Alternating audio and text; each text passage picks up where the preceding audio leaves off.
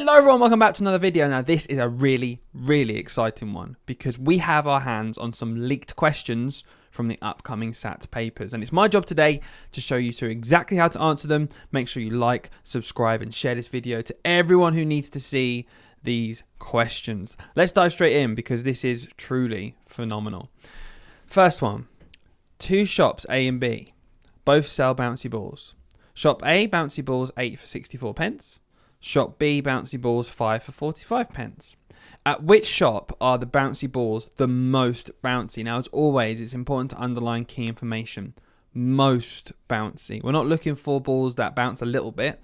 We're not looking for the balls that bounce the same as the other shop. We want the most bouncy. And it's important to notice the end of the question here says explain your reasoning. So you can't just say shop A or B. You have to say why. That's going to get you the extra mark for this question. So first thing to consider is to look at the actual numbers in the question. Shop A has bouncy balls and B has bouncy balls. Okay, that's not telling us enough. They're both bouncy. But if we look at the numbers, we have 8 here for 64p. And now what should really jump out at you straight away is that 64 is in the 8 times table. So this works nicely. But what's really important is to actually look at the digit here, 8. The digit 8 itself is a very bouncy number because it's essentially just two balls on top of each other. Now, if we were to compare it over here with 5, less bouncy, and especially when we think about 45. How many 5s are in 45? Well, there's 9. Okay, let's just check how many 8s are in 60. There are 8 8s in 64. Double the bounce. So the answer here would be A, and we'd say because, remembering we have to explain our reasoning, because of the digit 8. Okay, and that'll get you an extra mark. First one, easy. Next one, I'm thinking of a number. I take away 2, then add 2 on. The answer is 12. What's the number that I'm thinking of? Again, straight away here, you should be thinking, right, inverse machines. The only way to work this out, what we don't want to do is hold loads of really hard, tricky maths in our head and get overwhelmed. So we're going to break this down really nice and slowly, okay? So first, you think the answer has to be 12. So we're going to write a 12 here. The answer is 12. And then if we look at the order, okay, I take away 2, then add 2 on. I'm already getting confused. So let's just break that down. I take away 2, and then I add 2 on. So we've got something, take away 2, add 2 equals 12. Now don't try and do take away and add at the same time. It's just going to confuse yourselves. So we just have to work backwards. 12, add 2. Well, what's the opposite of that is take away 2, obviously. And then the opposite, or the inverse rather, if we use correct mathematical word, of minus 2 is going to be add 2. And then we have a really simple question, which is simply just to take away 2 and then add 2. That's easy now, much easier than the initial question, which told us to take away 2 and then add 2. So hopefully you can see what we've done there. We've made this question much easier. 12 take away 2 is 10. 12, then we take our 10. I already get confused. Take our 10 at the bottom and then add 2. It looks to me like they're really pushing the boundaries this year as to the kind of difficulty of these questions. So good job we got a head start. Another one, again, this one was really interesting to me. I'm always looking forward to what they put in the thought bubbles because these are the ones that they're quite tricky to get a mark on. You have to be really specific with your reasoning. Let's see what they want us to work out. Circle the best number. Now again, it's done for you in this question because the number is in bold. That's where our eyes should be drawn to. And we know we're going to have to be finding the best number. So think back to all of that learning you've done as to what makes a number the best. Hold it in your head. Let's see what we're given. So we have 95, 89, and 87. Explain how you know the other numbers are not the best. And now this is vital. What we don't want to do, well, obviously it's pretty obvious that the best number is 95. So 95 is the best number.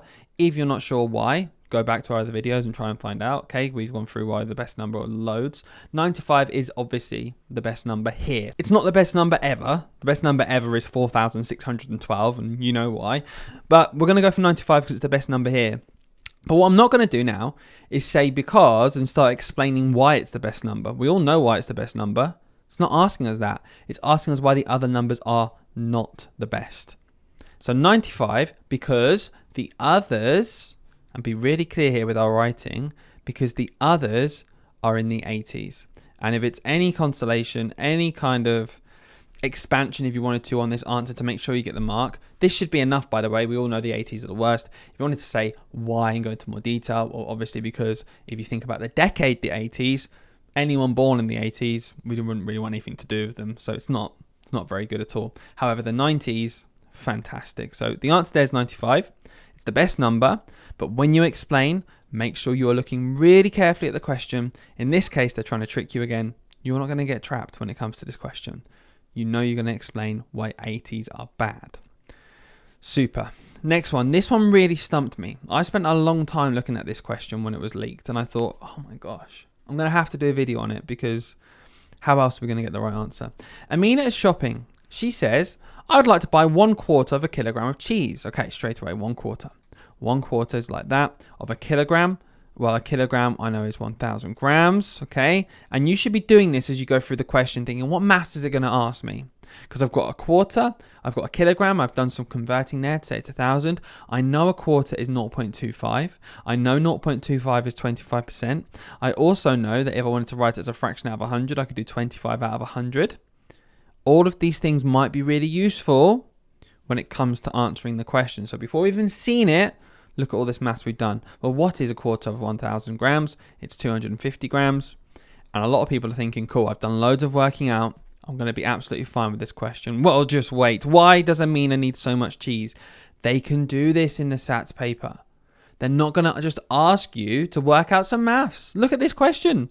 Why does Amina need so much cheese? So why question? We're going to say because, and this is really pushing us to think, why do we need that amount of cheese? And for this to be on a SATs paper, unbelievable. Really, really, really pushes the boat out. And I like what they're doing here because they're really stretching us to think, what could be the reason? Well, you're probably shouting at the screen, number of different reasons why that we might have so much cheese, but it's not what you think.